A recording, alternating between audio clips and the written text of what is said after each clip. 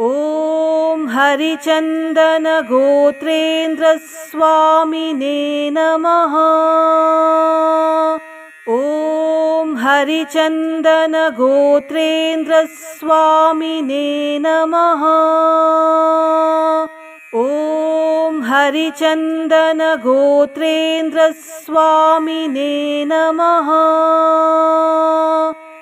ॐ हरिचन्दन गोत्रेन्द्रस्वामिने नमः। ॐ हरिचन्दन गोत्रेन्द्रस्वामिने नमः। ॐ हरिचन्दन गोत्रेन्द्रस्वामिने नमः। ॐ हरिचन्दन गोत्रेन्द्रस्वामिने नमः। ॐ हरिचन्दन गोत्रेन्द्रस्वामिने नमः। ॐ हरिचन्दन गोत्रेन्द्रस्वामिने नमः। ॐ हरिचन्दन गोत्रेन्द्रस्वामिने नमः।